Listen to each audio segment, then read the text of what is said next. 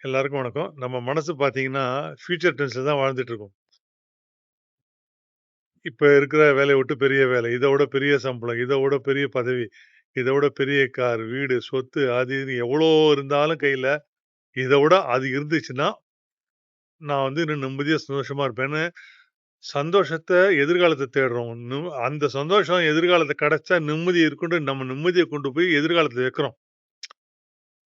இதுதான் நம்மகிட்ட இருக்க பெரிய பிரச்சனைன்னு ஈசாவாசிய உபநிஷத்தோட 5வது ஸ்லோகம் சொல்லுது.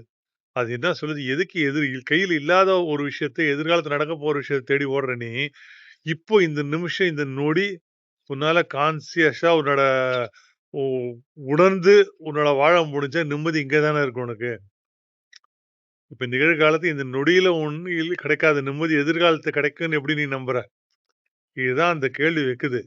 அதோட மருந்து மருந்து என்ன சொல்லுது? இப்போ இந்த நிமிஷம் உன் கையில என்ன இருக்கோ அத வச்சு சந்தோஷமா உன்னுக்குள்ள நீ தேடி அந்த அமைதியோட நிம்மதியா வாழுன்னு சொல்லுது. இதோட இது ஏன் அப்படி சொல்லுதுன்னா, எதிர்காலம் நடக்கும், நடக்காது. புரியுதா? Future tense always future is a dream. அது கனவு. ஆனா நடக்கும்னு அவசியமே கிடையாது. ஆனா இன்னைக்கு இப்ப இந்த நிமிஷம், இந்த நொடி டிக், டிக், டிக்ன்னு போயிட்டு இருக்குல்ல, இங்க நம்ம வாழ்ந்துட்டு இருக்கோம் ரியலா.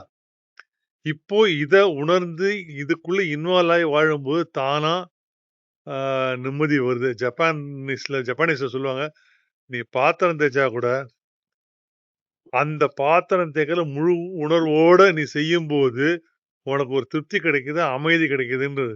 So focus on the present not in the future. இதுதான் ஈசாவாஸ்ய உபனிஷத்தோட 5வது ஸ்லோகமும் சொல்லுது. நன்றி. இந்த வீடியோ பிடிச்சிருந்தா லைக் பண்ணுங்க, கமெண்ட் பண்ணுங்க, ஷேர் பண்ணுங்க. தர்மா இன்டர்நெட் சேனல சப்ஸ்கிரைப் பண்ணி பாருங்க.